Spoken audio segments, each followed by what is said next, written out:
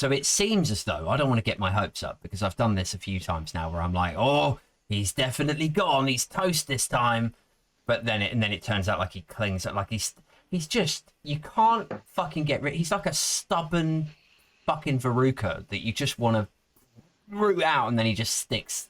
He's still there, you know? Yeah, it's so weird. But I'm not. I think the disease is in. Like, he's done. It's terminal. He's definitely gone. But now it's when. Yeah. Because he's going to get, if we have to wait for the police investigation, he's gone after that. But I think he's almost waiting for the knock of the civil servant. Because we all piss around. Like, the best example of this is, the Savile thing that's going on. Yeah. PMQ, it wasn't PMQs, sorry. It was Monday, Partygate.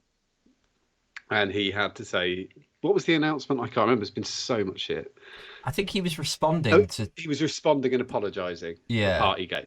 Yeah. And then it threw to questions. And then he said that Keir Starmer was Jesus Christ. That he let Savile off. He wanted to prosecute journalists rather than Jimmy Savile or something like that. Rather than Jimmy Savile. Yeah. But what I've got, because I was trying to explain this to somebody earlier and going, well, no, that's just a dead cat. And I went, well, just like if you're losing an argument, you just do anything to change the subject. So throwing in a dead cat would do that. So what's interesting is he didn't think of it. Right? Of the Savile line? He didn't think of the Savile line. The Savile line is Operation Holy Shit. Like, it's gone bad, bad, bad, bad, bad. If that happens, you have to hit the emergency button. What's the emergency button? It's the Jimmy Savile line.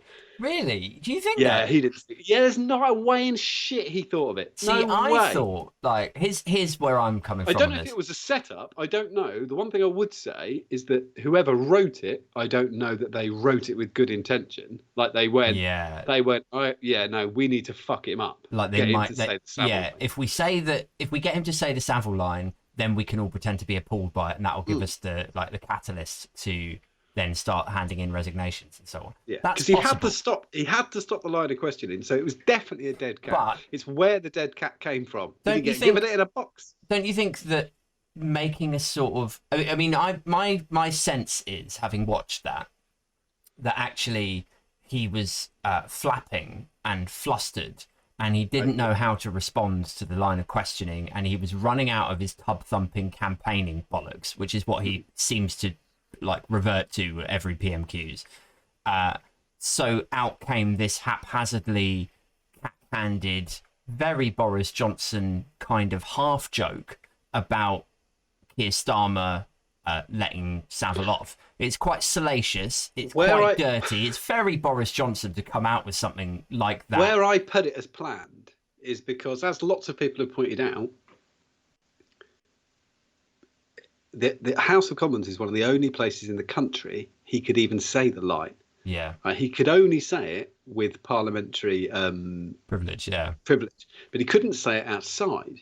So that makes so now we've got something that, so if it's on the tip of his tongue, so he's never said it. This is an idiot who hides in fridges. He's never come up with that. He's not. It's this isn't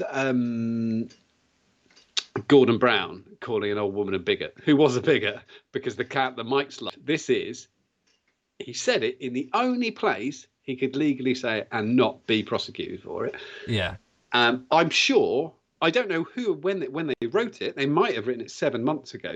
Back page is all like shit for, the emergency exit. There's dead cats. There's a video going around at the moment. I said this to you in private the other day. It's a video going around TikTok at the moment where Boris Johnson sat in an interview and he said, oh, I just, so what I do, if I make a mistake, I just make a bigger mistake.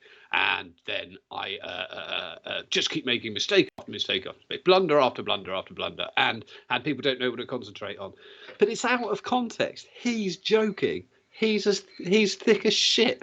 He's very guided in what happens. And so I think there's two things there. The first thing is, I think when he says stuff like that in old interviews, he says, oh, if I make a mistake, then I make a bigger mistake. and then that covers up the tracks. That to me reads like he's affording himself some sort of Machiavellian, like intellectual, like ahead of time plan. Yeah. This is how I handle things when I'm very clever, because then what I do is I manipulate the conversation. They call me the puppet master. Oh, you know, all of that shit. When if I go in there, that's like a snooker player going, if I go out there today and I completely lose and fuck up and scratch the table with my cue and fall over pissed on whiskey, remember I told you that. Yeah. I do think, though, like, something that we can agree on is that the Savile line was probably, I think, pre-written and written down on, you know, they read off their notes, right? So Starmer asks him a question, he doesn't answer the question, and then Starmer goes on to his next question, and it doesn't, like, it's not a fluid conversation between the two of them. So you know that they're kind of reading from notes. So I imagine, or here's what I like to think happened, is that Johnson did have the Savile line pre-planned, pre-written. It was on a little notepad thing, scribbled down haphazardly. Like, if you get in bother, Boris, then just remember the Savile line, like that. And in his mind, he thought, this is peak Johnson. I'll wheel out the Savile line. That'll shut him up. And then everyone will talk about the Savile thing rather than, because he did get damned. He'd answered 2 questions with the fastest growing economy in the G7. Yeah. And then he'd used the vaccines rollout, and he was sort of fucked then because he'd already used it twice. And then so it's like, yeah, but so if this happens and that happens, will you quit? Jimmy Savile, what? Yeah, he has Where the fuck did that come from? He's got a pathological abnormality where he just cannot answer questions. And I know that people say that about politicians, broadly speaking. They're like, they never answer the question. They always dodge it. They were never that bad. They were never this bad. Cameron wasn't this bad. May wasn't this bad. And the other thing that I do find is a difference. How do you feel about Lindsay Hoyle? Because I think Lindsay Hoyle, I think he's a really nice guy. He's a nice guy. But he's just no control. Like, he doesn't... You get the odd bit where he goes, okay, sit down, listen. I won't have that in here. Okay, leader of the opposition. And then he goes, what colour's the sky? To Boris. And he goes, the fastest growing economy in the G7. And like, if we went back in time and that was Burkow would go, answer the question.